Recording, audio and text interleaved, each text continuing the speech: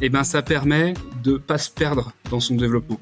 Ça permet d'avoir un cap et de se retrouver finalement dans une entreprise où tu te sens toujours bien aussi. Salut, bienvenue sur Harmony Inside, le podcast qui t'aide à créer une culture forte pour ton entreprise et à réussir ta croissance. Je suis Vincent Aboyance, harmoniste d'entreprise au sein du collectif Biharmoniste et j'interviewe des dirigeants qui ont réussi à allier à la fois succès business et culture entreprise exceptionnelle.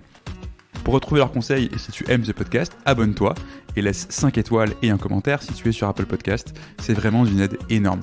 Bonne écoute! Salut Yoann. Salut Vincent, ça va? Bah écoute, hyper bien. Vraiment ravi de faire cette interview avec toi.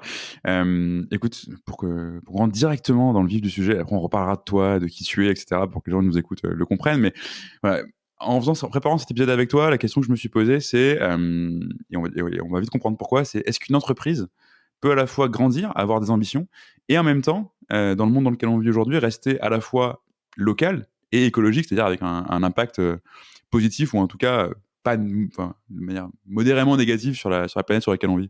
Ouais. Alors, moi, c'est un peu ma conviction, c'est-à-dire que nous, on est en train de développer une constellation de PME multilocale.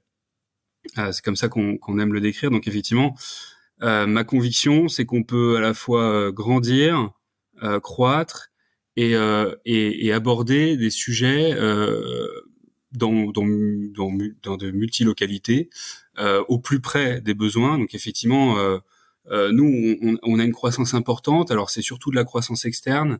Donc, quand on a de la croissance externe, bon, effectivement, on a de l'organique aussi, mais naturellement, tu crois en termes de chiffre d'affaires.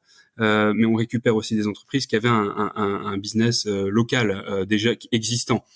Donc oui, ma conviction, moi, c'est qu'on peut croître et effectivement garder cette cohérence écologique. D'autant plus qu'en multilocal, tu abordes le sujet de façon locale. T'as pas besoin de faire intervenir un électricien de Lyon à Nantes, comme on le voit aujourd'hui. Nous, nos entreprises, elles interviennent au plus près des besoins et on essaye de construire l'organisation et la constellation de PME pour aborder ces sujets-là. Et par ailleurs, effectivement, quand tu reprends une entreprise un peu historique qui n'avait pas forcément de conviction très écologique, quand tu la rachètes, tu peux aussi aborder et implémenter ces nouveaux défis, quoi. Voilà. Donc voilà. Donc je pense que c'est pas incompatible. Mais il faut faire attention. On va en parler. Alors du coup, donc, Yoann, on sait que maintenant que tu es un homme de conviction. Est-ce que tu peux nous en dire un peu plus sur toi et te présenter du coup pour les gens qui nous écoutent? Ouais. Alors moi, je m'appelle Yoann Febvre, j'ai 32 ans, je suis papa et je suis marié. Félicitations. Je suis papa depuis 9 mois, donc c'est ouais, trop bien. le plus beau projet de ma vie. J'ai un schéma, disons que j'ai grandi dans un schéma très entrepreneur. Je suis d'une famille d'entrepreneurs. Mon frère est entrepreneur, mon autre frère est chercheur, mais entreprend en parallèle. Mon père est entrepreneur. Voilà, donc j'ai un peu grandi là-dedans. Ça t'apporte des valeurs quand même de travail. Ça t'apporte aussi le fait de tiens, agis au lieu de parler et bouge-toi un peu. Si tu penses quelque chose et si tu es convaincu en quelque chose, vas-y, tu peux te donner les moyens et tu peux y arriver. Tout le monde peut y arriver. Donc voilà, j'ai grandi là-dedans et ça m'a beaucoup apporté. Puis bon, globalement, je suis quelqu'un qui a eu beaucoup de chance. Grandir dans une famille d'entrepreneurs, avoir donc mes parents géraient une entreprise d'une quarantaine de collaborateurs. C'est sûr que tu as un bagage t'as une chance quand tu grandis dans une famille comme ça qui est dingue. J'ai aussi conscience de cette chance-là. Et puis ensuite donc j'ai fait une prépa, école de commerce assez classique, et j'ai fait du conseil en stratégie avant de reprendre l'entreprise familiale il y a maintenant 4 ans. Et donc justement cette entreprise familiale, donc tu parlais, c'était BVS, maintenant tu parles du groupe Acacia. Est-ce que tu peux nous raconter déjà un peu l'histoire de ce groupe-là et concrètement qu'est-ce que fait cette constellation de PME multilocales? Ouais, alors effectivement, BVS, c'est une entreprise que mes parents ont rachetée en 1991, l'année de ma naissance. Donc il y a encore des gens dans des collaborateurs de l'entreprise qui étaient là actuellement, enfin qui étaient là en 1991 et qui sont encore là actuellement. donc ils m'ont connu dans un verso. Et cette entreprise, ouais, c'est un peu marrant. Ils me le rappellent parfois. Euh, et cette entreprise, quand mes parents l'ont rachetée, je crois que c'était entre 5 et 10 personnes. C'était une entreprise dans la télévision c'était le gros boom du déploiement de la télévision, un truc qui te paraît maintenant hyper vieux et pas Mm. moderne. À l'époque, les années 80-90, c'était le gros boom, quoi. Personne, enfin, il n'y avait pas encore de télévision déployée massivement. Donc c'est cette histoire-là. Et puis effectivement en 2000, vers 2019, 2018, mon père a commencé à avoir des premières propositions de rachat de l'entreprise. Alors tu vois, avec les gros groupes qui arrivent avec leurs gros sabots, qui te disent bah Mm. tiens, moi je vais scinder comme ça va être intégré sous telle entité. Enfin, aucune compréhension À la découpe, quoi. Tu à la récupères les découpe. clients, les clients, les équipes, et voilà, quoi. Ah, c'est ça. Et mon père était un peu dégoûté de ça. Ça m'a beaucoup appris. On en parlera tout à l'heure, mais on n'a pas du tout la même vision des choses quand on aborde un entrepreneur qui vend son entreprise et qui vend le fruit de sa vie, en fait. Enfin, le travail voilà, c'est quand même des années de travail pour arriver là. Donc en 2019, effectivement, j'ai repris l'entreprise. Et puis on a donc ce qui était BVS initialement, hein. Mhm. Et puis effectivement, on s'est dit que il y avait quelque chose à créer. Et je me suis, enfin, en gros, un jour, j'ai vu une image d'étourneaux. Je sais pas si tu vois les étourneaux qui volent ensemble. Si, si, ouais, bien sûr, ouais. Et je me suis dit, mais attends, est-ce qu'on pourrait pas créer une entreprise un peu à cette image-là, c'est-à-dire où t'as pas un décideur, t'as pas un leader, t'as pas un meneur. En fait, bah t'en as des plusieurs milliers, t'en as plusieurs Mm. centaines, voire plusieurs milliers. Et la décision, elle est prise. La prise de décision d'aller à droite, d'aller à gauche, en bas, en haut, elle est prise par un des oiseaux. Et puis derrière, les 7 autres qui sont autour vont suivre et comprendre le mouvement et vont décider d'aller. Alors, donc c'est un peu idéaliste, c'est un peu hyper imagé au départ, et je me suis dit pourquoi on ferait pas ça. Ça a beaucoup plus de sens, surtout dans des organisations et dans un secteur qui est ultra humain. Tout est basé sur l'homme. Nous, on n'a pas de Mm. machine, on n'a pas d'outils industriels. En fait, la valeur ajoutée, ce qui fait que ça fonctionne ou que ce qui fonctionne pas, c'est l'homme. Donc en fait, voilà, c'est comme ça qu'est né Acacia. Mm. On s'est dit on veut construire un schéma d'entreprise différent, le plus horizontal possible. On veut éclater ces pyramides qu'on voit dans notre secteur d'activité et avoir voilà une constellation de PME multilocales ancrées dans différents territoires. Voilà. Donc on a créé Acacia en 2022 pour concrétiser ça. Et effectivement, on était une trentaine, quarantaine en 2020. En 2021, on a fait notre première acquisition sur ce modèle-là. Aujourd'hui, on est 150 et on fait environ 18 millions d'euros de chiffre d'affaires Mm. sur 2023. Avec effectivement une particularité que je n'ai pas dit, mais c'est que quand on rachète une entreprise, et chaque entité, à part celle qui est historique, mais on va chercher des dirigeants qui sont également associés au capital, D'accord. qui sont, minoritaires, et Acacia est majoritaire, mais qui sont associés au capital, et c'est des patrons, c'est eux les décideurs, c'est pas moi. Voilà. Moi, j'essaye d'être à leur service, quoi. On en parlera un petit peu tout à l'heure, je pense. Et donc, effectivement, on va en parler, mais donc, effectivement, tu fais quand même un x5 sur 2 ans. Juste rapidement, pour qu'on comprenne ce que vous faites, tu dis, on a une entreprise, on a que des humains, on n'a pas de machine, etc. En 2 mots, c'est quoi concrètement ce que vous vendez, l'activité d'Acacia? Alors, en 2 mots, c'est pas simple parce que, non, mais oui, En, en, cinq, en cinq, si tu veux. on a deux grands volets d'activité. D'un côté, les télécommunications et de côté, le bâtiment. Dans les télécommunications, on fait du déploiement de réseaux fibre, déploiement de réseaux 4G, 5G, radio numérique, radio IoT, et on essaye de tendre vers du déploiement de réseaux de villes intelligentes, avec un objectif de réduction de consommation des énergies des villes. Et la deuxième activité, c'est dans le secteur du bâtiment. Donc tout ce qui transporte, en fait, tu regardes un bâtiment, tout ce qui transporte de la donnée ou de l'énergie dans un bâtiment, bah nous, notre vocation, c'est d'aller dessus. Donc c'est l'électricité, c'est les courants faibles, donc qui sont en porte la vidéoprotection par exemple, l'interphonie, Mhm. le contrôle d'accès, les réseaux Wi-Fi, le photovoltaïque, les bornes de recharge électrique. Hier, on a fait l'acquisition d'une entreprise à Chambéry qui est dans la partie du CVC, climatisation, chaufferie, ventilation. En fait, c'est tout ce qui, pour moi, j'aime bien dire qu'un bâtiment, c'est assez inerte et que nous, on vient lui donner vie, tu vois. On vient lui donner les veines qui donnent vie à ce bâtiment. Et donc, voilà. En 2 mots, on est Vraiment. des gens de terrain On n'est pas, voilà, nos collaborateurs, ils vont sur le terrain, ce sont des techniciens, ce sont des gens qui déploient des réseaux, qui construisent ces réseaux, qui les mettent en service et qui les maintiennent. Ok, c'est très clair. Un peu plus Et de donc, mots. Oui, ouais. oui, mais bon, ça va, on t'autorise. Tu es ici chez toi, hein, donc tout va bien.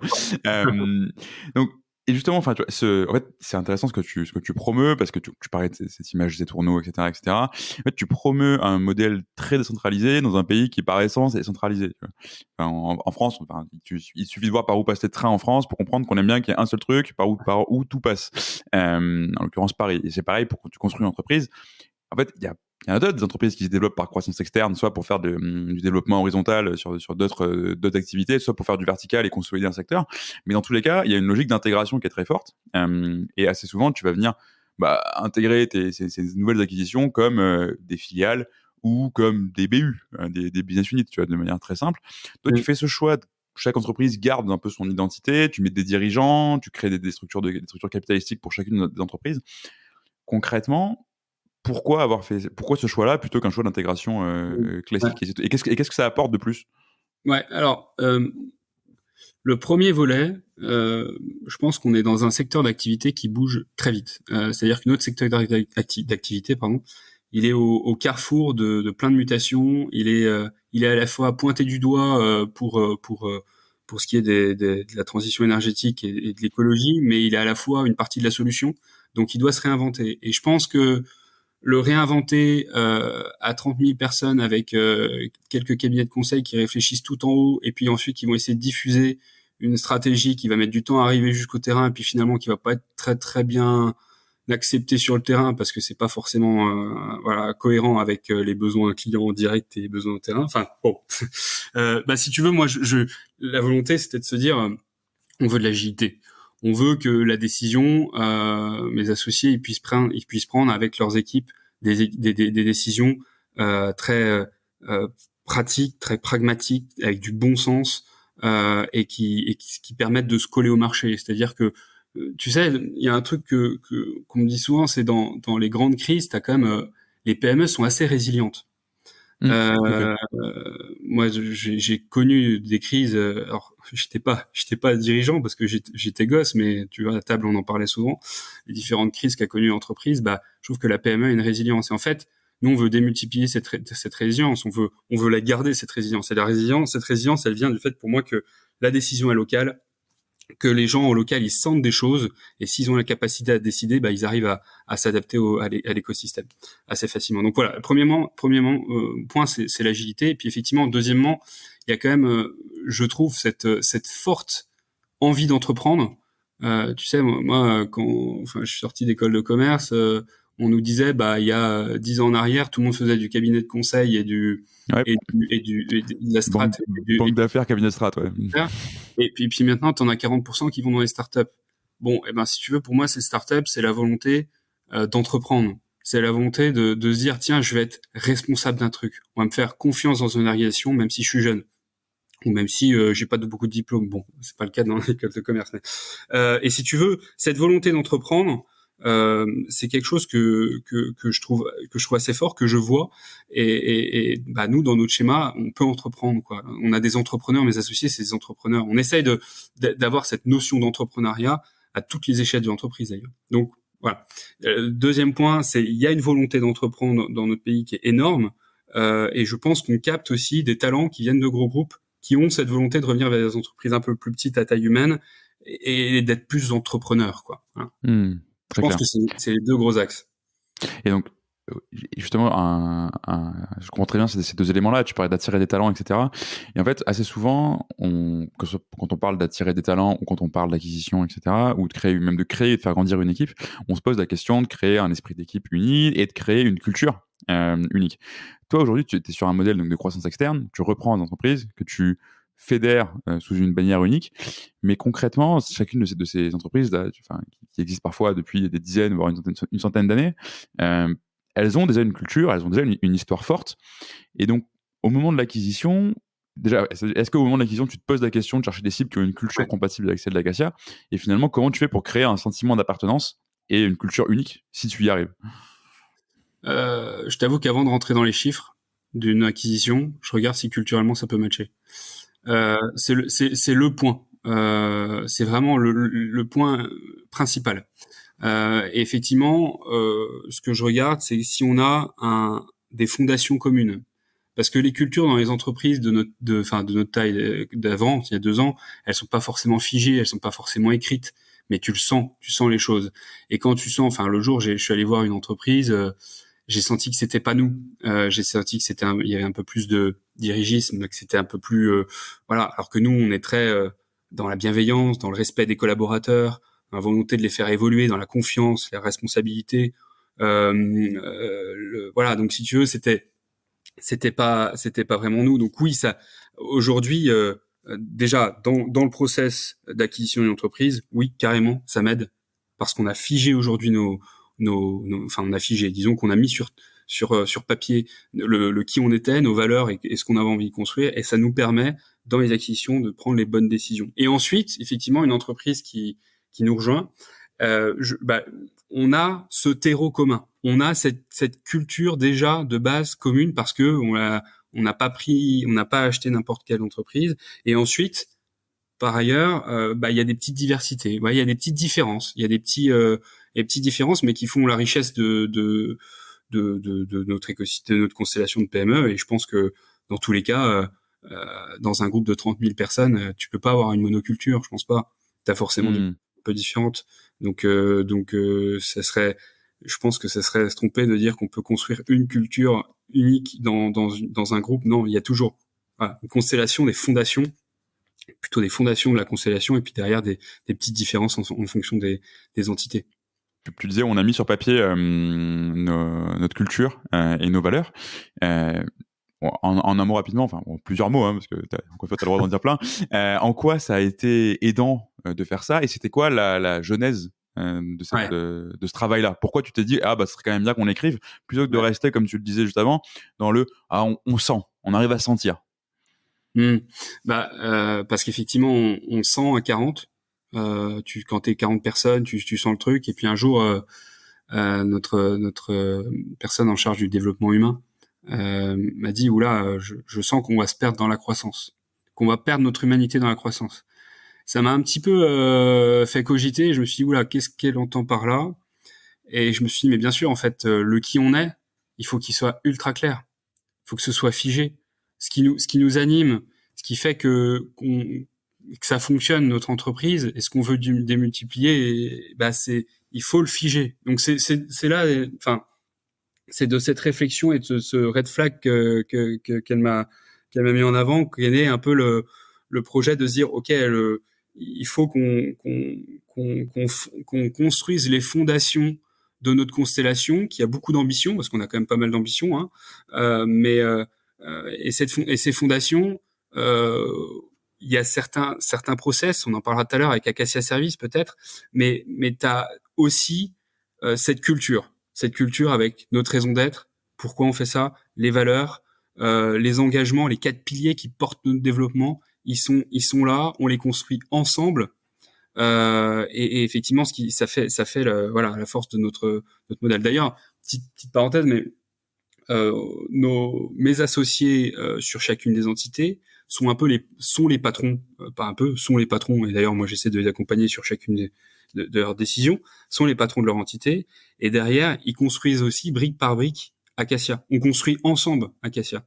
Donc, si tu veux, t'as aussi cette double casquette. Voilà, un peu de. On construit ensemble Acacia, brique par brique. On construit cette gouvernance qui permet de construire Acacia. Et derrière, au quotidien, chacun a son quotidien, et qui n'est pas forcément du Acacia. Ça peut être du Serret, du BVS, Bourgogne-Franche-Comté, du Drose, voilà, peu importe. Et justement, toi, ton rôle dans cette galaxie-là, comment tu le vois? Tout à l'heure, tu parlais d'accompagner. C'est pas forcément intuitif. Tu vois, on parlait tout à l'heure de modèles très centralisés. Un autre truc qui est très sacré en France, c'est la figure du dirigeant qui prend les décisions. Ça marche très bien dans un groupe très vertical. Toi, tu as voulu créer, tu le disais, une entreprise avec une structure aussi horizontale que possible. Dans une structure aussi horizontale que possible, à quoi il sert le chef? Ouais.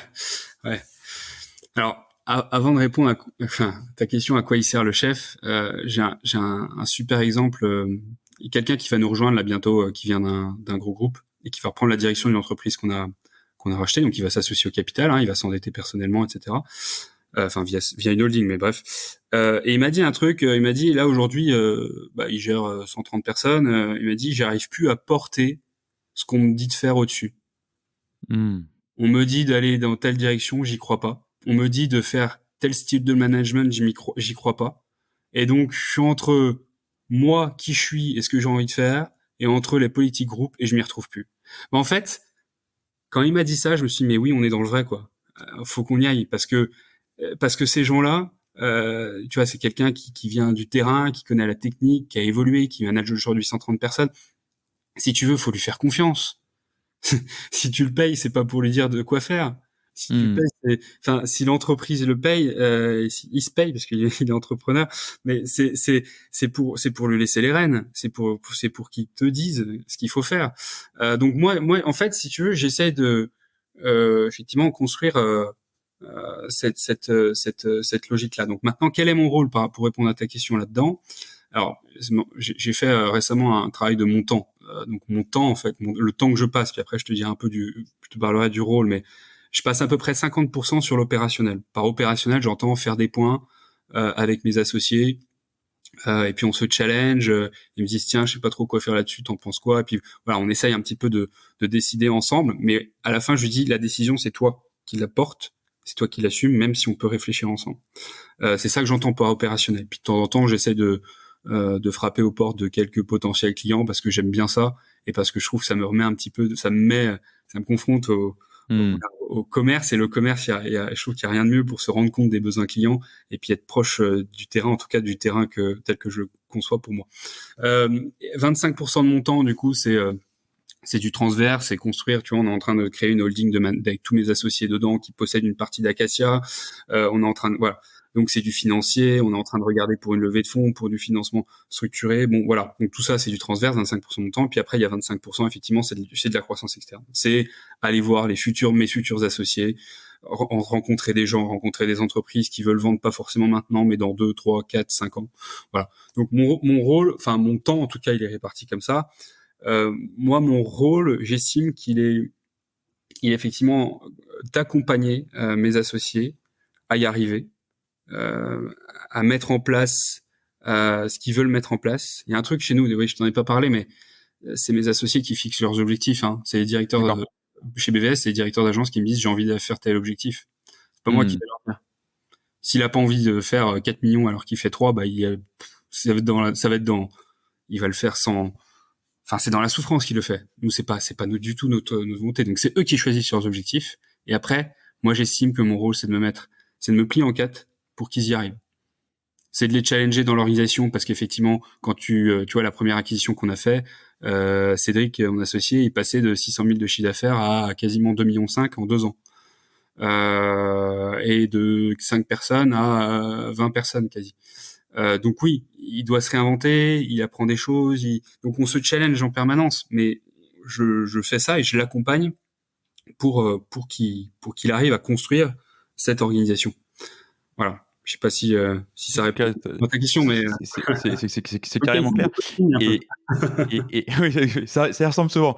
Et donc du coup, là, ce que tu dis, c'est comment ça marche au niveau de chacune de tes entreprises. Et donc, du coup, toi, tu accompagnes chacun de ces dirigeants-là. Mais tu disais, on est en train de créer une holding avec tous mes associés qui ont une part du capital du groupe Acacia. Il y a un moment donné où tu dois aussi prendre des décisions stratégiques pour le futur de ton groupe, pour le fonctionnement de ton groupe. Tu te dis, tu te fixes pas d'objectif à tes associés, mais j'imagine que tu vas peut-être en fixer au niveau du groupe. Et dans ces situations-là, quand on n'est plus en train de parler de BVS, etc., mais de chacune des entreprises, mais de la structure globale, tu as autant de PME, donc c'est autant de dirigeants. Concrètement, tout le monde est indépendant. Donc, comment est-ce qu'on fait pour se mettre d'accord et prendre une décision qui va potentiellement finir par impacter tout le monde? Alors, c'est intéressant ce que tu dis là parce on est dans ce virage-là. C'est-à-dire que jusqu'à maintenant, moi j'ai toujours fonctionné comme ça, c'est que j'ai tout le temps mes associés au téléphone tous les jours. Donc en fait, quand j'arrivais, mais je vais plus y arriver, s'il y a une idée que j'ai, je la challenge, je l'affine, je la transforme, et puis je passe des coups de fil, et puis finalement on arrive à un consensus, et tous les 6 mois on se réunit tous ensemble, et puis on se dit ok, bon bah on est d'accord parce qu'en fait on l'a construit pendant 6 mois à base de coups de fil et de points. Donc ça c'était un peu avant, parce que il y a encore 2 mois on était 100. Là il va falloir qu'on réfléchisse à une autre gouvernance. J'utilise le mot gouvernance, même si je sais pas si on va garder ce mot-là, mais il faut qu'on se réinvente là-dessus. Il faut qu'on se réinvente pour construire véritablement cette intelligence collective. Donc la gouvernance de cette intelligence collective, avec effectivement, on peut pas être à tous sur tous les sujets d'un point de vue Acacia. Donc déjà, effectivement, la première étape, c'est de se dire, ils vont monter au capital d'Acacia pour être vraiment acteur et actionnaire d'Acacia à mes côtés. Et par la suite, on va construire cette gouvernance participative, cette gouvernance d'intelligence collective, mais tout le monde ne pourra pas participer à tous les sujets. Donc il faut peut-être qu'on construise, commence à y réfléchir, des clusters. Voilà, et tel sujet, ça va être telle et telle personne qui le souhaite, qui vont travailler sur ce sujet, et puis tel autre sujet, ça va être telle et telle personne. Et puis ces clusters vont de temps en temps se regrouper et puis activer un peu les décisions. Mais ouais, en fait, on est vraiment au carrefour, en tout cas dans le virage de cette gouvernance qui fonctionnait parce que je pouvais passer 2-3 coups de fil et avoir un peu tous mes associés dans la journée. Bah, plus on avance, plus je vais plus pouvoir faire ça. Après, ce qui est super, si j'enlève 2 secondes la casquette de podcasteur pour remettre celle d'harmoniste, c'est que dans ce tournant-là, tu es quand même plutôt bien armé. Si on repart sur ce que tu disais tout juste avant, tu dis on a posé nos cultures, notre valeur, notre culture et nos valeurs plutôt sur papier. Ces valeurs-là, c'est aussi la boussole à laquelle tu vas pouvoir te référer et à laquelle, normalement, chacun de tes associés, puisque tu t'en sers dans tes acquisitions, ils vont être alignés autour, ils vont pouvoir se référer au-dessus. Et en fait, c'est un moyen de trancher des décisions et de structurer des modes de prise de décision qui peut être aussi très intéressant dans ce virage que tu abordes. Effectivement. Et dans ce virage, ces fondations, comme je dis, la culture Acacia, on l'a construit ensemble, avec tous mes associés autour d'une table, tous les directeurs autour d'une table. Les directeurs, j'entends de BVS parce qu'ils ne sont pas encore associés. Et pendant une journée, on s'est challengé et on a défini en tout cas des valeurs. Et la raison d'être, c'est un peu plus long, c'est un travail qui est un petit peu plus fastidieux. Mais globalement, oui, on l'a construit ensemble. Donc en fait, ces fondations, on les a construites ensemble. Et les briques qu'on va rajouter petit à petit dans les futures années, il faut qu'on les construise ensemble. Il faut simplement là qu'on trouve cette gouvernance qui nous permet maintenant, une fois que les fondations sont construites, de construire cette maison, quoi, enfin de construire cet édifice, on va dire. Mais effectivement, les fondations sont solides, donc effectivement, tu auras de quoi t'appuyer. Hyper intéressant. Écoute, on a hâte de voir ce que ça va donner. Et puis c'est un challenge qui est génial pour toi avec la trajectoire de croissance assez folle que vous avez fait. Enfin, aujourd'hui, vous avez fait quoi, x5 en 2 ans et demi, 3 ans à peu près. La première acquisition qu'on a fait avec Cédric, c'était en février 2021. Février 2021, donc à cette période, on fait à peu près 6 millions de chiffre d'affaires avec cette nouvelle acquisition qui fait 600 000. Et puis 2022, on passe à 10 millions avec 2 autres acquisitions et 2023, 18 millions, tu vois. Donc ouais, et l'objectif est de mais c'est pas c'est vrai qu'on parle souvent de chiffre d'affaires parce que c'est un indicateur parmi tant d'autres et c'est celui qui parle le plus à tout le monde. Mais clairement, il faut pas qu'on s'arrête à ça, quoi. Et je pense que il faut vraiment qu'on inclue dans notre stratégie, dans les stratégies des différentes entreprises, je pense, mais en tout cas chez nous, c'est déjà le cas et il faut qu'on trouve les bons indicateurs pour le faire. Mais pour avoir au-delà du chiffre d'affaires de la croissance, c'est une chose, mais c'est pas un but en soi, d'avoir d'autres indicateurs qui nous permettent d'avoir une vision beaucoup plus exhaustive sur la santé et sur ce qu'apporte l'entreprise. Alors du coup, c'était une question que je voulais te poser. Concrètement, c'est quoi ces indicateurs? Et si tu mesures pas que le chiffre d'affaires ou les pourcentages de croissance, qu'est-ce que tu mesures? Qu'est-ce que tu cherches à atteindre? Ouais, nous on a 4 piliers de notre développement. Le premier, il n'y a pas vraiment d'ordre, mais c'est faire grandir cette constellation, c'est-à-dire faire grandir, aller chercher de nouvelles entités, faire un peu de croissance organique, construire cette gouvernance dont on a parlé autour de cette questionnement pour la faire grandir et pourquoi pas faire quelque chose vraiment de voilà, ça n'a pas trop de limites. Le deuxième pilier, c'est comment par nos métiers on apporte toujours plus d'intelligence au territoire et au bâtiment. Mhm. Par intelligence, c'est pas forcément mettre des objets connectés dans tous les sens pour faire. On n'est pas des technosolutionnistes quoi. Nous, on est dans la techno et on veut apporter des solutions à la transition énergétique et aux défis climatiques, mais c'est pas notre voilà. On sait qu'il faut pas mettre de la techno dans tous les sens et ça va pas tout résoudre. Donc, si tu veux, notre métier, c'est d'aller chercher intelligemment des solutions pour que les territoires et les bâtiments soient moins énergivores, avec cette double casque, cette double vision de tiens, qu'est-ce que je vais économiser comme énergie, mais derrière aussi, quel va être mon impact carbone quand je fais ça. Hmm. Donc comme voilà, parce que parfois tu mets en place des choses qui vont faire une super consommation d'énergie, mais en Mais fait qui vont mettre 200 ans à être rentable en termes d'impact carbone parce que le coût de la production sera trop fort, quoi. ouais, c'est ça. Donc ça, c'est un pilier qu'on développe. On y va petit à petit. On maîtrise des silos du territoire intelligent, on maîtrise quelques silos du bâtiment intelligent, et petit à petit, il faut qu'on apporte des synergies entre ces silos. Et faut qu'on éclate ces silos, quoi. C'est pas normal que dans un bâtiment, tu aies le courant fort d'un côté, le courant faible de l'autre, le CVC de l'autre, et en fait, qui se parlent pas. Nous, notre vision, c'est de se dire, il faut que tous les silos se parlent, et ça permettrait effectivement de réduire drastiquement les consommations d'énergie des bâtiments et de moins à la construction, d'avoir un impact carbone un peu plus faible aussi. Notre troisième pilier, c'est alors moi je suis quelqu'un qui adore mon métier. Enfin, je suis très chanceux parce que j'adore ce que je fais et je suis très heureux dans ce que je fais. Et en plus, je trouve avoir un bon équilibre perso-pro. Et ben, j'ai envie de façon un peu idéaliste, mais que chaque collaborateur du groupe, j'aime pas dire groupe, donc on va plutôt dire constellation, mais parfois je parle pour moi-même. J'aimerais que chaque collaborateur ait ce sourire sur le visage quand il vient au bureau le matin. C'est complètement idéaliste, ça marchera pas. Mais en tout cas, c'est notre vision. C'est ce qu'on veut faire. Et ça, on se retrouve avec mes associés autour de ça. C'est comment placer l'humain au centre. Comment faire en sorte que notre satisfaction des collaborateurs, elle soit hors norme, elle soit géniale. Donc ça, c'est vraiment, voilà, ça porte donc c'est un indicateur qu'il faut qu'on mette en place aussi, et puis qu'il faut qu'on suive au même titre que le chiffre d'affaires ou la croissance. Et puis le quatrième pilier, c'est comment on fait tout ça avec une empreinte carbone la plus faible possible. Déjà en réinventant nos métiers, parce qu'effectivement, il y a des choses qu'il faut changer dans nos métiers. Il faut qu'on favorise davantage l'entretien et la maintenance plutôt que de changer dans tous les sens des pièces qui viennent de Chine et voilà. Donc ça, il faut qu'on transforme notre métier. Mais il faut pour ça qu'on imprègne la culture, cette culture-là qui est pas forcément complètement imprégnée dans toutes les entités. Et puis par ailleurs, c'est la façon dont on fait nos métiers. Il faut aussi qu'on la réinvente. C'est-à-dire que oui, ça n'a plus de sens, comme je te disais tout à l'heure, qu'une boîte qui te fait du déploiement de fibres de Montpellier vienne de temps en temps à Dijon pour faire du raccordement, alors qu'il y a des entreprises à Dijon qui le font.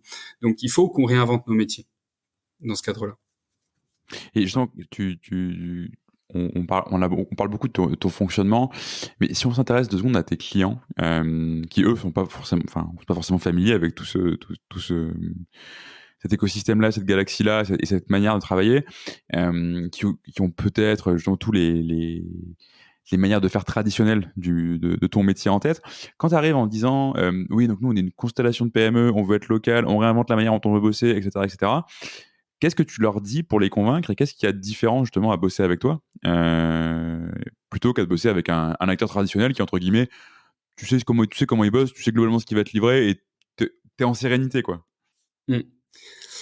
Justement, j'ai pas besoin d'aller trop sur le terrain commercial. Quand je vais sur le terrain commercial, c'est pour me challenger un petit peu parce que j'aime bien ça. Mais en fait, le schéma tel qu'on l'a construit, j'ai pas besoin d'être trop acteur En fait, moi, mon poste, il saute. Je suis pas là pendant un an. Oui, mais même pas toi spécialement. L'argumentaire global que vous avez pour convaincre vos clients de monter à bord dans cette nouvelle manière de bosser. En fait, si tu veux, je trouve que c'est un peu le meilleur des deux mondes. C'est-à-dire que tu as la force de la PME, son agilité, sa taille d'entreprise. Donc en fait, tu as en face de toi des gens responsables qui assument leur chantier de A à Z. Tu peux pas te cacher derrière un gros groupe. T'es pas 220 dans une même structure. Non, en fait, c'est des petites entités et en général, dans des petites entités, bah, tu as cette responsabilité qui est très forte. Et donc en fait, pour les clients, c'est plutôt rassurant. Les clients aiment bien travailler avec de la PME locale parce que ils savent que ça, on va aller au bout, ils savent qu'on doit assumer parce qu'on n'a pas le choix. Sinon, on n'existe pas. Ils savent qu'on n'est pas là pour faire un coup. Ils savent que toutes les entreprises d'Acacia, c'est des entreprises qui sont ancrées dans leur territoire véritablement, qui travaillent depuis parfois 100 ans avec des acteurs du territoire. Donc, tu as cet ancrage-là. Tu t'es pas là pour faire un petit coup de, tiens, je vais aller chercher un chiffre d'affaires à moins 10% de marge. Non. On peut pas faire ça, nous. On travaille dans la durée. Donc, en fait, ça rassure pas mal de clients le côté PME, agile, avec le patron, je le connais, il est en local et c'est lui qui est l'actionnaire. Et ils ont pas trop besoin de me voir moi, je vois pas l'intérêt. Et puis deuxièmement, effectivement, la force aussi, c'est qu'on a une capacité à dire parfois, bah regardez, on est certes des PME, mais on a quand même une force un peu financière, quoi. Donc quand on répond sur des plus gros marchés, on dit oui, on a l'agilité des PME, mais on a quand même les reins un peu solides derrière, quoi. Donc on peut adresser des marchés un peu plus gros que si on était tout seul dans notre coin, chacun d'entre nous. Et ça, c'est la force, c'est que t'as le meilleur des deux mondes, t'as l'agilité et la capacité de réaction, d'adaptabilité, de responsabilité de la PME, et t'as la force du groupe d'un point de vue financier et d'un point de vue compétences techniques aussi, parce qu'effectivement, s'il y en a un qui veut répondre à un marché qui est un peu plus gros que ce qu'il aurait pris tout seul, eh ben il peut aussi s'asseoir parfois sur des compétences techniques qui viennent d'autres entités et qui peuvent être pilotées à distance. Carrément. Et quand tu crées ces synergies-là entre tes différentes entités avec des complémentarités d'expertise, est-ce que tu arrives ou plutôt comment est-ce que tu arrives à garder une expérience client qui est cohérente? Parce qu'on sait très bien que quand par exemple, enfin, tu vois, tu as été consultant, donc je vais prendre cet exemple-là, Ouais. tu changes de consultant ou d'équipe, de practice, etc. Tu peux te retrouver avec des gens qui bossent complètement différemment, même si c'est la même boîte. Et chez un client, c'est toujours très appréciable d'avoir une continuité de A à Z, peu importe l'expertise que tu mets en face. Ouais. Alors, faut bien voir que dans nos métiers, les clients sont quasiment tous différents. C'est-à-dire que chaque entité a ses propres clients, Mm. parce que c'est des clients locaux. Dans le bâtiment, c'est clair. Dans les télécoms, tu as un peu plus de clients nationaux. Et effectivement, je pense que le tronc commun qui peut rassurer, effectivement, quand tu parles d'expérience client, je comprends, parfois un peu de mal à le mettre dans notre métier, mais si, c'est-à-dire ce qui nous rassemble, comme je disais tout à l'heure, c'est le fait d'assumer jusqu'au bout. Ce qui nous a rassemblés aussi, et ça c'est aussi une force, c'est que on se positionne comme des acteurs qui veulent bien faire leur boulot, quoi. Dans nos secteurs d'activité, tu as des gens qui viennent faire du volume, qui sont là depuis 3 ans, qui font 100% de croissance tous les ans, mais et en fait derrière la qualité est pas forcément là. Nous au moins nos clients ils savent qu'ils nous donnent du boulot, c'est fait de A à Z, c'est assumé, et derrière on doit assumer la qualité, quoi. Voilà, donc Mm. on va chercher des entreprises qui font ça. Et parfois j'ai vu des entreprises qui avaient une belle croissance, une belle rentabilité, mais en fait il y avait pas cette volonté là. Il y avait pas cette volonté, ça tu le Cette sens. culture-là, finalement. Ouais, cette culture-là, cette culture de dire, bah, moi, en fait, je fais pas ça pour faire le plus gros chiffre d'affaires possible. Non, je fais ça parce que j'adore la technique. Moi, Mm. tous mes associés, c'est des gens qui ont commencé par le terrain, quasiment. Donc, c'est des gens qui sont passionnés de technique, qui sont passionnés voilà, donc qui veulent aller au bout des choses et qui veulent bien le faire et qui sont fiers du travail qu'on fait au quotidien. C'est pas des gens qui font du CA pour faire du CA, quoi. Et justement, sur ce côté passionné de technique, si je remets ça dans le contexte écologique et impact positif dont tu parlais dans vos métiers, pour le coup, vraiment par curiosité, mais est-ce que tu as des exemples de comment tu arrives à améliorer l'impact écologique d'un bâtiment ou d'un réseau, ou de ce que tu peux déployer? Et surtout, est-ce que tu arrives à mesurer l'impact de ton activité? Alors, il y a pas mal de choses là-dedans.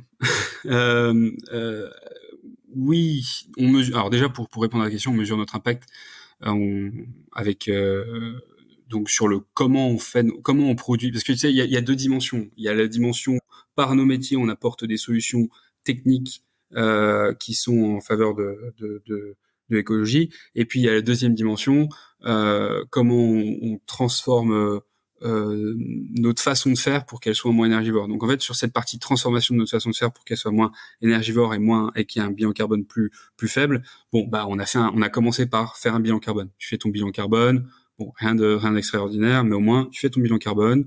On a travaillé avec une entreprise qui a fait ça depuis 2020 avec nous. Ça permet déjà d'avoir un indicateur sur où est ton impact. Et puis ensuite, effectivement, on a mené plusieurs actions liées à ça. Alors, nous, pour rester sur deuxième silo, puis après, je te parlerai du premier qui est plus comment on réinvente nos métiers.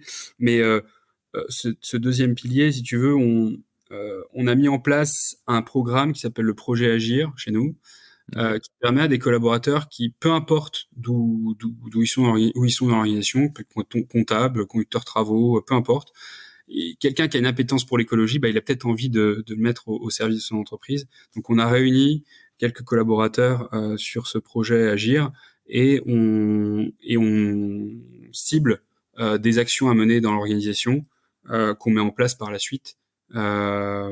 Déjà, alors tu vois, on teste et puis ensuite c'est pareil. Je vais pas dire à mon associé tiens mets ça en place parce qu'on l'a mis en place. Je vais dire tiens on l'a fait, on a eu telle conclusion.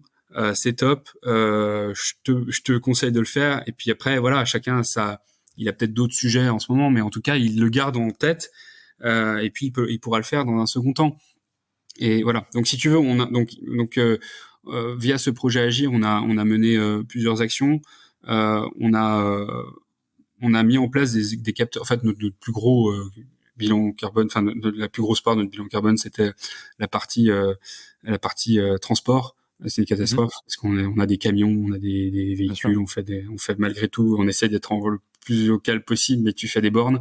Et donc on a commencé par se dire tiens, on va essayer de mettre des capteurs d'éco-conduite dans les véhicules sur une entité. Mais pas de l'aborder dans le sens tiens, tu vas taper sur celui qui a le moins bon score. Non, on va plutôt essayer de valoriser celui qui a le meilleur score, tu vois. C'est un petit jeu. Voilà. Il y a ça. On a fait intervenir un conférencier sur une des entités, sur la plus grosse entité BVS, à l'événement de Noël, pour que il sensibilise. Parce qu'en fait, le plus gros travail avant de faire tout ça, effectivement, mais c'est de sensibiliser les gens. Parce qu'en fait, moi, quand je parle de tout ça, parfois, il y a des gens qui me regardent avec des gros yeux. Mais attends, moi, pendant 40 ans, on m'a dit de faire du chiffre d'affaires et de la marge, quoi. Donc, en fait, ton idée là, donc il faut convaincre, tu vois. Et c'est ce qui est porté par Projet Agir chez nous. C'est ce qui est porté par ces actions de sensibilisation, ces actions de mise en place de tests, voilà, qui permet concrètement d'avancer. Après, c'est technique du petit pas, quoi. On n'y va pas à pas. Voilà. Donc ça, c'est comment dans nos métiers on transforme notre façon de faire. Et après, c'est réinventer nos métiers et trouver des innovations. Bon, là, typiquement, on se développe sur le photovoltaïque. Moi, je suis convaincu que c'est une bonne chose. On a sourcé des panneaux photovoltaïques faits à Nantes, avec des composants, enfin, avec un bilan carbone qui est quand même pas mauvais. Et si tu vois là, donc ça, c'est une activité qu'on développe. On est en train de développer le déploiement de bornes de recharge électrique. On est en train de développer des solutions de gestion technique du bâtiment. C'est une solution un peu globale qui permet à un bâtiment de consommer à peu près 30 à 40% d'énergie en moins. On avait historiquement une activité de maintenance de pylônes, tu vois, de pylônes de télécommunications. Donc et puis sur cette maintenance, on faisait de la peinture. Donc en gros, on avait des compétences de gens qui savaient faire de la peinture sur des pylônes. Donc des gens qui font de la peinture en hauteur. Donc en gros, on s'est dit pourquoi on ferait pas ça sur des toits? Et pourquoi on mettrait pas de la peinture blanche sur des toits? On n'est pas les premiers à y penser, hein. Mais quand tu mets de la peinture blanche sur des toits, tu réduis drastiquement l'été la consommation d'énergie liée à ton système de climatisation. Bon, voilà, si tu veux, on se challenge en permanence et on essaie de trouver des idées métiers qu'on va pouvoir déployer et aller vers les métiers qui apportent concrètement des solutions à ce défi-là, quoi. Génial. Hyper intéressant. Merci pour ça. Pour faire la transition vers un autre des piliers dont tu parlais, hein, là on a parlé de l'aspect rendre ça plus intelligent, plus écologique. Un autre de tes piliers, c'est tes équipes, tes collaborateurs. Vous êtes 150 maintenant. Et typiquement, tu places la satisfaction de tes collaborateurs au cœur de ta stratégie. de ce que je comprends, elle est déjà aujourd'hui très élevée. Donc, qu'est-ce que tu mets en place pour créer justement une expérience collaborateur qui fonctionne, d'autant plus dans un groupe qui est à la fois très décentralisé et qui grandit à toute vitesse? Ouais. Alors, on veut pas construire quelque chose d'uniforme là-dessus. On veut pas se dire, tiens, tous les collaborateurs qui rentreront auront telle expérience. Non. Déjà, la base du tout de notre construction, la fidélisation, enfin de la satisfaction des collaborateurs et donc de la fidélisation, mais c'est de dire, on construit des entreprises à taille humaine. Et donc effectivement, c'est tu vois 20, 30 personnes par entité aujourd'hui, mais ça déjà, ça permet d'avoir tu connais ton patron, tu t'arrives le matin, tu le vois, tu connais tout le monde dans l'entreprise, ça crée souvent les entreprises que je vois, ils me disent c'est des entreprises familiales. En fait, ils veulent souvent dire c'est des entreprises à taille humaine parce que c'est du bon sens, parce que t'as pas 15 000 process. Et du coup, ça plaît aux gens. Ça plaît aux gens, mais au même titre qu'aujourd'hui, tu vois, quand tu sors d'école de commerce, tu vas dans des startups parce qu'en fait, c'est des petites entités où t'as du poids et tu te sens bien parce qu'en fait, tu te sens responsable, tu te sens en confiance. Donc nous, voilà, déjà par notre organisation, on estime que on place l'humain au centre parce que on développe des entités à taille humaine et c'est notre schéma d'entreprise. Après, dans nos valeurs, on a des choses enfin c'est la confiance, le respect, l'engagement et le partage. Et ben si tu veux, tu as quand même cette volonté que les collaborateurs se sentent le plus responsables possible et en confiance. Et ça, on le martèle. Nous, on n'a pas de baby-foot. Et dans tous les cas, des gens qui sont sur le terrain en train de déployer Ils n'ont des pas le temps réseaux, d'y jouer. pas de baby-foot et ils n'ont pas le temps d'y jouer parce que les marges sont très serrées dans nos métiers, donc on n'a pas le temps de faire ça. Donc nous, la confiance, enfin le bien-être dans notre entreprise, on le construit en disant tiens, sois entrepreneur de ton truc, t'as des responsabilités, on te fait confiance, et c'est là où on va chercher pour nous du bien-être et de la satisfaction des collaborateurs. Après, effectivement, la question, et on est en train de le construire, c'est-à-dire que on est en train de construire la gouvernance qui va permettre de construire ce pilier de placer l'humain au centre de notre développement, et derrière, on mettra en place des actions transverses pour le coup, mais qui seront construites dans cette intelligence collective, donc qui sont co-construites, qui vont permettre d'aller encore plus loin. Tu vois, peut-être qu'effectivement, on est en train de réfléchir, on est en train de réfléchir à des programmes de formation. On a déjà des programmes de formation en interne pour former les collaborateurs sur les compétences techniques, donc l'évolution des collaborateurs. On est en train de réfléchir à des programmes de formation pour les managers, pour qu'ils soient davantage dans ce management, confiance, responsabilisation. Voilà, mais on a encore beaucoup à faire. Aujourd'hui, je pense que le plus gros point, c'est qu'on est à taille humaine et qu'on mise à fond sur la responsabilisation et la confiance de nos collaborateurs. Et je vais revenir là-dessus dans un instant, mais avant, tu parlais justement de programmes de formation, etc. Donc, du coup, ce que je comprends, c'est que ça, par contre, tu le mets en place de manière transverse pour tout le monde à travers le groupe Acacia, peu importe à quelle structure tu Ouais. sois rattaché. Donc, c'est Alors, quelque chose que vous avez mutualisé, du coup. c'est la particularité.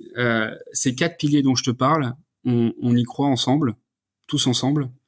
On va mettre en place la gouvernance dont je te parlais tout à l'heure pour avancer sur ces 4 piliers et pour qu'ensuite chacun aille à son rythme. Parce qu'il y a des entreprises qui sont en pleine restructuration chez nous où la priorité, elle est pas autour de tiens, je vais innover et apporter des solutions intelligentes pour les bâtiments. Non, c'est pas ça sa priorité. Mais par contre, on construit, tu vois, une bibliothèque de plein de choses sur ces 4 piliers et qui vont lui permettre en temps et en heure de prendre ce qu'il y a de bon qu'on a construit ensemble et puis de le mettre en place dans son organisation. Alors oui, ça c'est mutualisé. Bon, ça reste un peu, tu vois, aujourd'hui on commence un petit peu à dessiner tout ça, donc forcément c'est pas ultra clair dans tout ce que je dis, mais voilà, on commence à le construire. Et après, on mutualise aussi des fonctions support.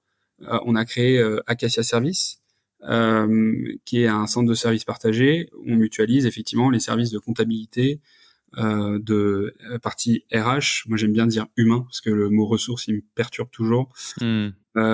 SI et administration des ventes. Parce qu'effectivement, en fait, mes associés, en général, quand ils reprennent des boîtes, en fait, ils sont pas comptables, ils sont pas RH. Oui, tu sais pas Et comment moi, faire ça et tu leur enlèves ce côté très fastidieux de l'entrepreneuriat. Hmm. les gens enfin les vendeurs que je vois parfois, c'est des gens qui font les payes le dimanche matin parce qu'ils ont une boîte de 10 personnes, qui font l'URSSAF, déclaration URSSAF le samedi soir, mais il y a plein de petites erreurs. En fait, chacun son métier. Là, on offre un écosystème pour nos associés pour qu'ils puissent se concentrer sur le management, sur le développement, sur l'organisation, sur leur métier finalement. Et justement, tu parlais de ce côté à taille humaine. Donc, tu dis, on veut faire des entreprises de 20, 30 personnes. Est-ce que c'est une limite que tu fixes? Parce qu'aujourd'hui, ça fonctionne dans les boîtes que tu reprends, mais tout le monde, de ce que je comprends, a vocation à grandir. Je parlais de ta première acquisition qui est passée de 600K à 2,5 millions. Bon, le chiffre d'affaires n'est pas l'indicateur principal, mais logiquement, il t'accompagne d'une croissance des effectifs. Est-ce que tu vas maintenir ce truc-là, quitte à pas faire plus de chiffre d'affaires? Ou est-ce que demain, chacune de tes PME fera 150, 200, 300 personnes? Eh ben là, tu me poses un peu une colle parce qu'on n'est pas encore dans cette configuration. Moi, ma conviction, c'est qu'il faut, d'un point de vue métier, pas mettre 15 000 process qui dénaturent un peu, qui enlèvent le bon sens. Voilà. Donc en fait, plus tu grandis, plus tu vas mettre, plus l'homme va devenir une pièce de la machine, quoi. C'est tout ce qu'on veut éviter. On veut pas construire de machine, quoi. Donc on veut pas construire.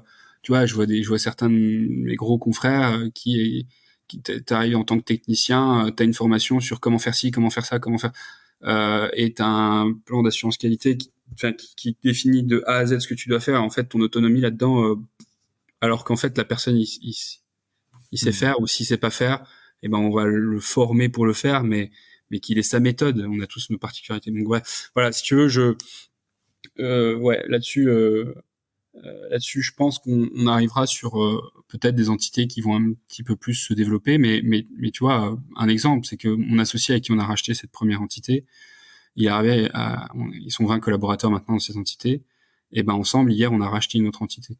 Et il veut voilà développer un petit peu ce même schéma d'entreprise. Et voilà, la première, il a pas l'envie de l'emmener à 100 personnes, non. Il trouve que là, Okay. ça fonctionne bien parce qu'elle est de cette taille-là. Parce que de ce que j'entends, c'est que tu as aussi un élément artisanal, enfin, mais dans le très bon sens du terme, c'est-à-dire que chacun fasse avec sa méthode, pour reprendre tes mots, et ce côté qui va derrière avec l'artisanat, c'est que chacun de tes collaborateurs, en gros, va avoir tu gardes la fierté d'avoir fait son métier, quoi. C'est Exactement. pas, tu lis le guidebook, page 46, qui t'amène à la page 49 une fois que tu as fait l'étape 2, quoi. Exactement. Et c'est ce qu'on essaie de valoriser. Hmm. Ça, effectivement, alors nous, dans nos métiers, le mot artisanat, il est pas très très bien valorisé parce que ça fait un petit peu, tu vois, le mec que Mais fait à t'appelles. l'arrache. Mais c'est pour Ouais, ça que je précise que c'est dans le bon sens. C'est l'artisan qui fait son œuvre, quoi. ouais, exactement. Il y a vraiment ça chez nous. On a des collaborateurs sur le terrain qui ont une volonté de faire quelque chose de beau, quoi, de faire quelque chose de bien et de bien construit et que ça dure dans le temps et ça et c'est pas un manuel qui va t'apprendre ça, quoi. C'est de la formation, c'est des personnes un peu plus qui ont plus d'ancienneté qui vont apprendre des méthodes, qui vont apprendre des façons de faire et puis ensuite chacun va un petit peu voilà. Il y a une forme d'artisanat qui est mais qui s'apprend effectivement en mettant en place quand même. On va plus miser, disons, sur des programmes de formation que sur un plan d'assurance qualité ou un manuel qualité, quoi. Ouais, c'est marrant la connotation du mot artisanat en France. Enfin, si tu le disais en anglais, tu dirais craft, tu vois, ou Ouais, craftsmanship. Et d'un seul coup, ça prend une tournure qui est beaucoup plus sexy d'accord. dans la valeur que tu y accordes. Et je te posais cette question aussi parce que tu disais, bah, on est quand même un groupe qui a des ambitions. Concrètement, toi, à ce groupe Acacia et cette constellation, jusqu'où tu veux l'amener? Bah, je sais pas si ça sera moi qui serai capable de l'amener là, mais me dire qu'un jour, dans la constellation, il y a, je sais pas, 1000 collaborateurs, 2000 collaborateurs, ça me ouais, en tout cas, bon, ça, je te dis à horizon, tu vois, 10, 15 ans. À 2 ans, c'est clair, on veut faire environ 2 acquisitions par an dans les prochaines années. Donc, l'idée est d'arriver à peu près, effectivement, à 300 collaborateurs et une quinzaine d'entités. Ça, c'est à horizon 2-3 ans. Mais après, je pense que ce modèle, si on construit les bonnes fondations, là, comme je te disais, les bonnes bases, il peut aller loin. Et peut-être que je serai pas la personne qui l'amènera le plus loin, mais en tout cas, je l'aurai initié. Et peut-être qu'un jour, il y aura 1000 entités qui fonctionneront dans cette constellation. Enfin, si tu veux, voilà, je pense qu'il y a pas trop de limites. Je pense que c'est un modèle qui fonctionne véritablement, qui est beaucoup plus adapté au monde dans lequel on vit actuellement et qui est plus adapté aux gens, aux personnes, à l'humain, qui a beaucoup plus ça a plus de sens humain, ça a plus de cohérence avec cette volonté d'entreprendre, ça a plus de cohérence avec ce monde qui a besoin de se réinventer vite et donc cette agilité nécessaire dans nos organisations. Donc ouais, je pense que je vois pas trop de limites. Je vois pas trop dans notre. Ouais. C'est hyper intéressant. Je te pose cette question-là parce que des fois, le corollaire de ce côté taille humaine, c'est de se fixer des limites en termes de croissance. Je vais pas dire en termes d'ambition, parce que l'ambition ne peut pas être que de la croissance. Mais ce que je trouve intéressant chez toi, c'est qu'en gros, tu essaies de construire un modèle qui, d'une part, a une grosse réplicabilité. Aujourd'hui, qu'est-ce qui va t'empêcher de faire, comme tu dis, 2 acquisitions par an pendant 10 ans? Et en même temps, l'agilité de ce modèle-là, c'est que si tu as besoin de mettre en place une nouvelle gouvernance parce que tu te rends compte qu'on n'arrive plus à se parler parce qu'il y a trop de boîtes, etc., bah, tu construis à chaque fois les nouvelles briques et t'as pas de structure figée, donc t'as pas de dette organisationnelle et donc tu vas réussir à pouvoir réassembler tes briques autour de fondations qui restent les mêmes, quoi. Ce qui, je trouve, est un modèle d'entreprise hyper intéressant. Ouais, c'est ça. Et si tu veux, je pense un jour, le truc va m'échapper. Mais en fait, c'est pas grave. C'est normal parce qu'il n'y a pas de volonté d'avoir un grand Manitou qui contrôle tout. Donc un jour, bah, le truc m'échappera. Mais si j'ai construit les bases et j'ai participé à la construction de ces fondations, bah, je serais content. Et peut-être c'est pareil pour l'actionnariat. Si tu veux, moi, j'ai pas besoin d'être à 80% de l'actionnariat. Non, peut-être qu'un jour, bah, s'il y a, je sais pas, s'il y a 1000 associés et que chacun est dans l'actionnariat d'Acacia, bah, je serais peut-être à 5, 6, 7%. Je sais pas, mais c'est pas grave. Si tu veux, voilà.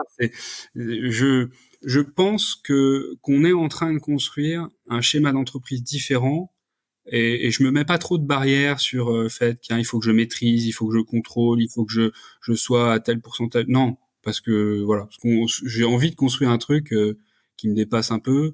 J'ai un peu aussi, tu sais, quand tu me demandais qui j'étais, bah ce côté, bah j'ai un peu envie de changer le monde, tu vois. C'est un peu bon, les entrepreneurs comme ça, bon, j'essaie de. Voilà. Mais oui, ouais, je pense que ce modèle d'entreprise, il peut aller loin et qu'il a beaucoup plus ça a beaucoup plus de sens dans notre monde aujourd'hui. Tout simplement. On arrive sur la fin de cette interview. J'ai une dernière question pour toi, question traditionnelle sur ce podcast. Toi, avec tout ce qu'on s'est dit, tout ce que tu as vécu, quel serait le conseil que tu donnerais à un dirigeant pour faire de sa culture d'entreprise un atout dans le développement de son entreprise? Ouais.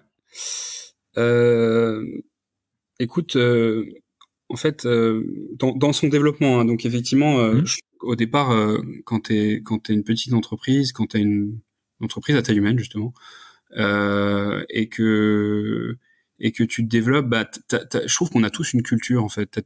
Dans toutes les entreprises que je vois, parce que j'en vois quand même pas mal, bah, t'as des cultures, t'as une culture. Donc en fait, je trouve que il y a un vrai intérêt à figer un peu, à écrire cette culture pour pas se perdre. Parce que aujourd'hui, moi, je suis toujours content de travailler dans Acacia parce que je sais que ça correspond encore à qui je suis. Dans le sens où ça reste des valeurs qui sont très très proches des miennes. Il y a des petites différences, c'est normal. Et donc, si tu veux, je pense que figer cette culture, se poser la question de qui je suis, où est-ce qu'on a envie d'aller en tant que personne morale, tu vois, voilà, qui je suis, la personne morale, pas moi, mais et ben ça permet de pas se perdre dans son développement. Ça permet d'avoir un cap et de se retrouver finalement dans une entreprise où tu te sens toujours bien aussi. Ce qui est hyper important. Il faut continuer à avoir envie de venir, effectivement. Exactement. Génial. Bah, écoute, un grand merci, Yoann. C'était un vrai plaisir de faire cet épisode avec toi. Et puis à très bientôt, du coup. Hâte de voir la suite de ce que ça va donner pour les prochaines années. Merci Vincent. À bientôt. À bientôt. Merci d'avoir écouté cet épisode jusqu'au bout. Si vous êtes là, c'est sans doute que ça vous a plu. Si vous voulez nous aider, n'hésitez pas à partager cet épisode à votre boss, à votre ami qui veut monter une startup depuis toujours, ou à toute personne qui pourrait être intéressée par la culture d'entreprise. Vous pouvez aussi vous abonner sur Apple Podcasts, Spotify ou toute bonne application de podcast. Et vous pouvez également nous laisser un avis 5 étoiles de préférence sur Apple Podcasts. À très bientôt pour un nouvel épisode et merci à tous.